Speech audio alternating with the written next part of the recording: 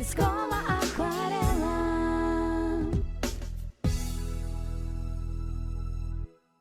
O município de Paulista, na região metropolitana do Recife, é o local de passagem para quem vai rumo a Paraíba pela BR-101 ou quem vai em rumo contrário para o estado de Alagoas. Seus pontos históricos podem passar despercebidos, até mesmo parecem relevantes, porém é um lugar com história muito rica, interessantíssima. Hoje, por exemplo, estamos aqui na Ecoparque das Paineiras, um dos espaços públicos da nossa cidade, idealizado pelo professor Jonathan de Rocha Leite, que dispõe academia, pista de Cooper, parque infantil, praça de alimentação e muito mais. Nos acompanhe no final de uma série de 4 episódios, onde vamos te contar um pouco do que se passou nessa cidade. Primeiramente, quem é o paulista?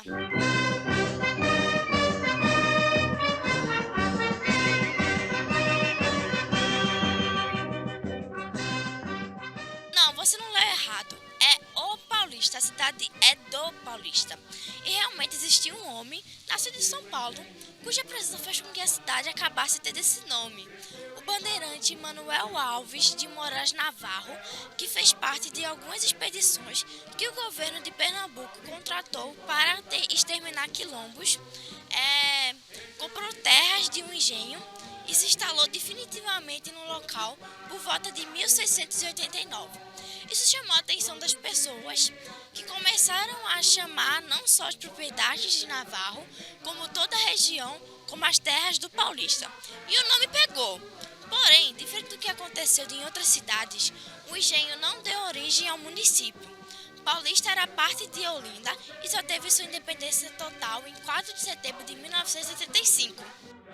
O coronel Francisco Berenguer vendeu o referido engenho ao mestre de campo Manuel Alves de Moraes Navarro, natural da capitania de São Paulo, de onde veio comandado por um terço de primeira linha para a chamada Campanha dos Palmares. Naquela época, era muito comum o uso da expressão "vou para o engenho do Paulista" ou "venho de engenho paulista", o que originou mais tarde o povoado do Paulista, que viria a se chamar posteriormente Vila do Paulista, e a partir de 1935, município do Paulista.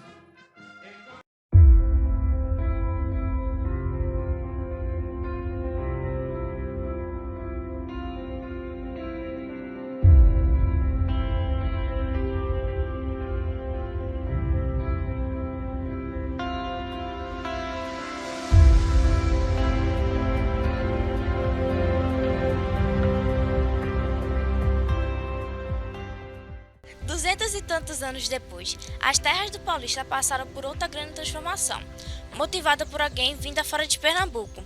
Dessa vez, um imigrante sueco, Eman Teodoro de Green, chegou ao Brasil na década de 50 do século XIX e desembarcou no Rio de Janeiro, então capital do país. Porém, não fixou a residência na cidade. Ele decidiu ir para Pernambuco, onde achava que teria menos concorrência, entre outras razões. Ele trabalhava com navios, né? Assim, ele era um corretor de navios que, quando os navios chegavam, ele fazia todo o abastecimento dos navios, etc. E depois ele expandiu para a fábrica de pólvora. E só depois, no início dos anos, na década de 1910, que aí surgiu Paulista na história da nossa família. Depois de empreendimentos de sucesso, já em terras pernambucanas, ele voltou a sua atenção para a indústria têxtil e soube que umas fábricas do município de Olinda que estavam quase falidas, com as máquinas defasadas e insuficiência de trabalhadores. Com a ajuda de seus filhos já adultos e que tinham acabado de voltar da Europa, onde completavam os estudos, Herman comprou essas fábricas e investiu na renovação, tanto em instalações físicas quanto de maquinário. Estava iniciada a Companhia de Tecidos Paulista.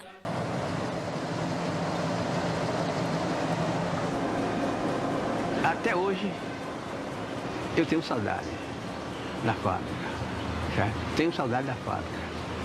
Se tivesse possibilidade, eu ainda ia trabalhar.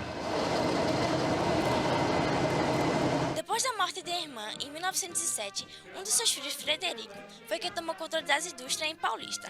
No auge do empreendimento, chegou a existir 2 grandes fábricas, empregando milhares de pessoas. Frederico mandava seus subordinados saírem por localidades, principalmente na região Zona Mata Norte de Pernambuco e no sul de Paraíba, para coletar pessoas, desde homens e mulheres de todas as idades. Esses funcionários de Frederico diziam para as pessoas que eles trabalhariam em grande fábrica em Olinda, que teriam melhores condições de vida. Francisco Luiz da Silva era meu avô, dono de umas terras em aldeia, Paudalho, um sítio muito grande, com 18 filhos. E um dia chegou o vigia dos Lundres, né, dono da fábrica, com um carro muito bom, e foi conversar com meu avô dizendo que tinha trabalho para todos os filhos dele, com salários bons, com água, com casa. E eles traziam para a cidade e empregavam todo mundo. E como meu pai ainda estava com 12 anos na época, 12 anos, mas tinha irmão mais velho, aí eles, não, a gente emprega todo mundo, de 10 anos até. E então, e dizendo assim, aí meu avô disse, não, mas a gente tem muita coisa a plantar. Não, vocês vão colher, não vai ter problema. Até lá eu dou outra terra para vocês trabalhar e tal. Aí meu avô se embelezou e veio com a família toda, os 18 filhos, ele e a mulher 20. Chegou na cidade de Paulista em 1905, parece, 1906. Esses povos que aqui chegaram atraídos por melhores condições de vida foram populando a cidade do Paulista. Milhares de vilas foram formadas pelos trabalhadores da indústria têxtil da família Lundgren. Então, a partir de onde hoje é o centro da cidade do Paulista, começaram a se formar os bairros que conhecemos hoje. Você atraía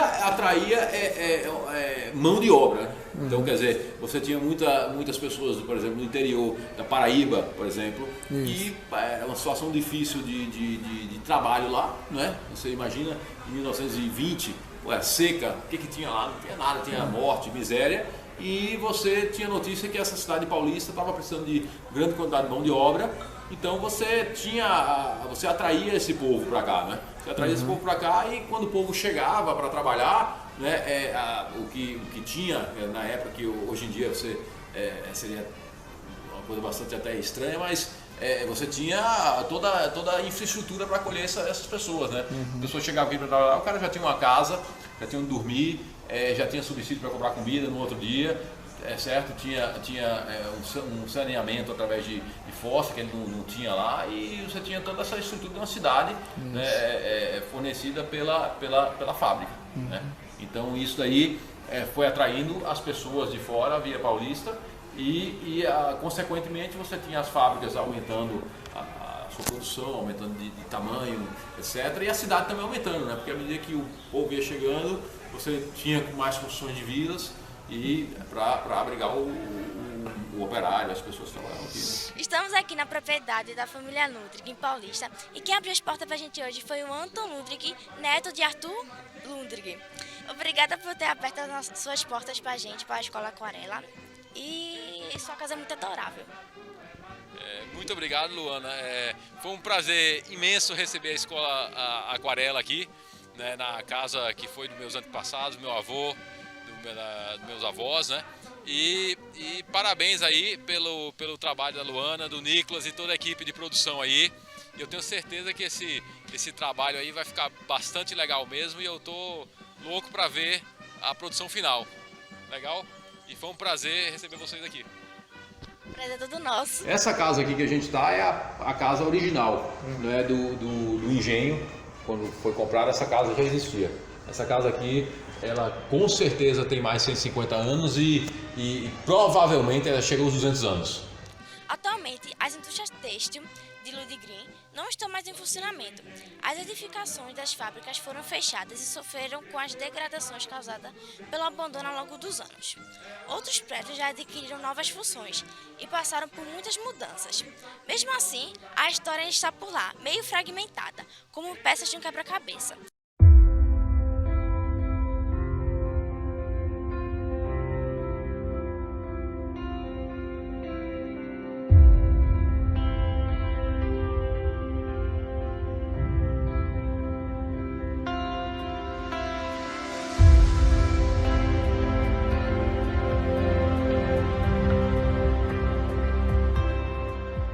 a indústria têxtil deu um novo rumo à cidade de Paulista.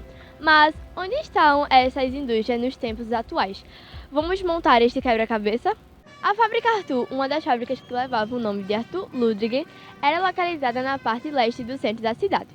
Após a sua desativação, o terreno ficou ocioso, até que em outubro de 2015, um shopping center foi inaugurado no local. Das estruturas da antiga empresa foi preservada uma das chaminés com mais de 70 metros de altura. Ela é mantida com a ajuda de aparatos metálicos colocados na base de um cinturão de aço para a sustentação que foi colocada a certa altura. Outra peça da antiga fábrica ficou quase dentro do próprio shopping. Era um dos escritórios da indústria. O prédio foi preservado inteiro com seus 2 pavimentos, 4 janelões na parte térrea, decorados no piso superior com recortes de ferro, muito em moda na época. No primeiro piso, janelões decorados com vitrais. A 850 metros da fábrica Arthur está um outro polo do antigo império dos Lundgrens, a fábrica Aurora, ou melhor, aquilo que sobrou dela. Nessa área também há um empreendimento, só que diferente do shopping center. Aqui as coisas ainda estão em andamento. Um condomínio residencial e comercial com um edifício garagem, centro de compras, entre outros equipamentos que estão sendo erguidos desde 2015. Não há como entrar no terreno dos antigos galpões, porém, podemos ver 3 grandes chaminés e uma caixa d'água que devem ser preservadas e incorporadas ao ambiente. Há um trecho de muro da fábrica que foi adaptado e se tornou uma espécie de caramachão.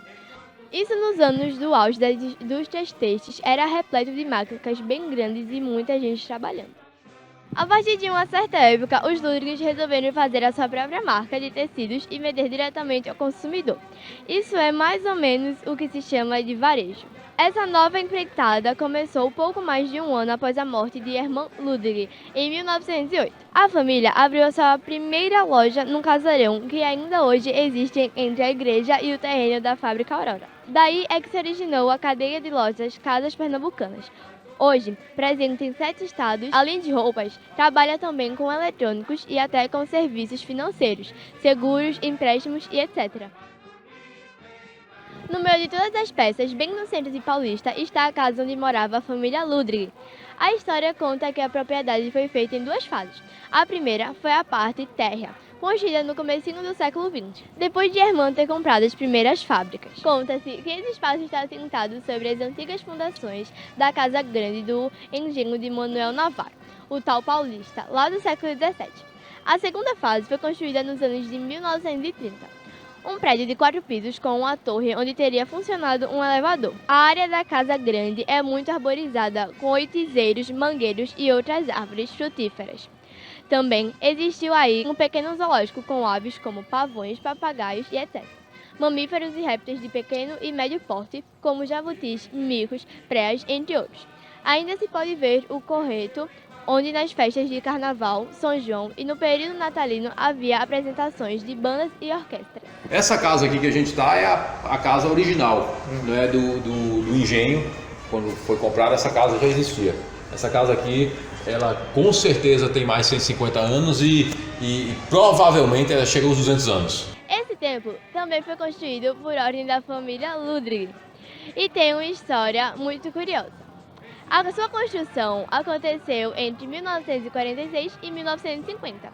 No final, os filhos de Hermann queriam homenagear a mãe, Ana Elizabeth, colocando o nome de Santa Elizabeth na igreja, mas desconheciam alguma santa que tivesse esse nome. Então, resolveram batizar o templo de Igreja de Santa Isabel. Na verdade, existia uma Santa Elizabeth que viveu na atual Eslováquia no século III. A igreja é de estilo eclético e tem muito componentes do gótico, como a torre principal de 60 metros de altura e é toda de tijolos aparentes. Essa igreja é a igreja de Santa Isabel, Rainha de Portugal. Ela foi construída pela família dos Lundgren, que muito contribuíram para o desenvolvimento econômico da nossa cidade do Paulista.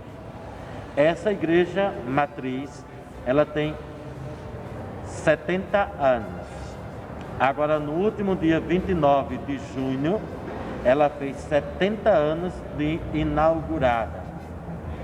E também aqui ela já abrigou, já acolheu por muitos anos a paróquia de Nossa Senhora dos Prazeres dos Maranguapes, que há 1 ano e meio atrás voltou para os Maranguapes, Maranguape 2, e aqui ficou só a matriz de Santa Isabel, que é esse marco, esse cartão postal da nossa cidade do Paulista. A igreja foi construída pelo meu avô, certo? Aí eles construíram a casa, logo construíram a igreja, certo? Foi construída totalmente pelo meu avô, pelo seu Frederico, pela minha família. Né? Então a propriedade da igreja, né, é da família, certo? Que a família tem um contrato de comodado com a diocese de 2.000 anos. Certo? Então, quer dizer, é uma questão só de documentação, porque a igreja a igreja católica, pertence à diocese, pertence a Deus, entendeu? É uma área que realmente, mas por questão documental, existe esse contrato de comodato de 2.000 anos na igreja católica. Então, quer dizer, a igreja é da diocese. Né? Só uma questão documental que se você for ver lá no cartório, está em nome da família, mas existe o contrato de comodato com foi construído pelo meu avô. O terreno da Fábrica Arthur foi incorporado a um empreendimento. O da Fábrica Aurora está sendo incorporado também. O prédio da loja que originou as Casas Pernambucanas é uma agência do trabalho do município. A Casa Grande da família Lundgren é tombada pelo Patrimônio Estadual de Pernambuco e a Igreja Matriz é controlada pela Arquidiocese de Olinda. As fábricas acabaram encerrando as suas atividades definitivamente após sofrerem com as diversas mudanças econômicas, políticas e tecnológicas, principalmente dos anos de 1930 a 1960. A empresa ainda resistiu, mas sucumbiu ao avanço tecnológico que fez com que aquele tipo de produção ficasse defasada. As casas pernambucanas, que no começo serviram para facilitar a venda da produção das indústrias, ironicamente, também contribuíram para que elas chegassem ao esgotamento, ao dar melhores resultados do que as fábricas.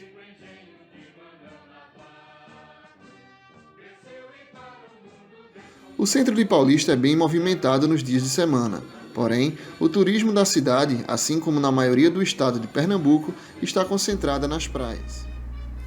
Nos dias atuais, o município de Paulista se destaca por ser um polo diversificado de prestação de serviços em indústria têxtil e química. Hoje, a Rua Siqueira Campos é o principal ponto do comércio de Paulista. Com 14 quilômetros de faixa litorânea e uma das maiores reservas florestais do estado, as praias e o turismo ecológico são os principais movimentadores do setor de turismo na cidade. Na praia de Maria Farinha, existe de um lado o mar e de outro o rio Timbó, que possui uma faixa, oferecendo aos visitantes vários tipos de lazer náutico, além de agregar o maior parque náutico do país e belezas geográficas naturais. Favorecer passeios de barco ou de catamarã, de onde se apreciam as belezas dos mangues, o Porto Arthur, os pocinhos naturais e a coroa do avião. Um dos marcos históricos da nossa cidade, o Forte de Palmarelo, teve sua construção iniciada em 1729. A estrutura apresenta a planta no formato de um polígono retangular, com 2 guaritas nos vértices voltados para o mar. Por não possuir muralhas defendendo seu perímetro, tecnicamente é considerado apenas uma bateria.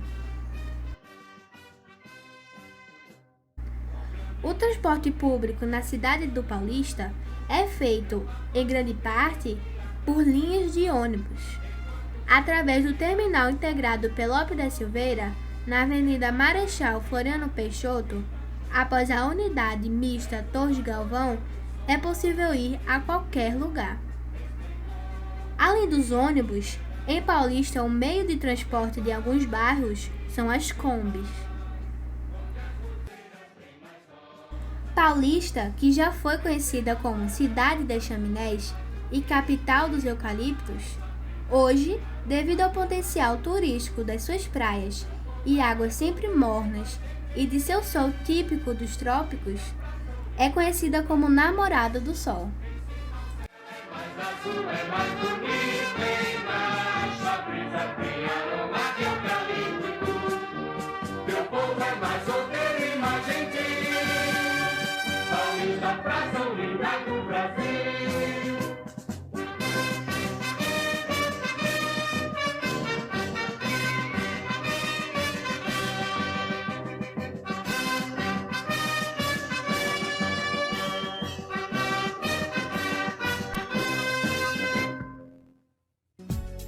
Escola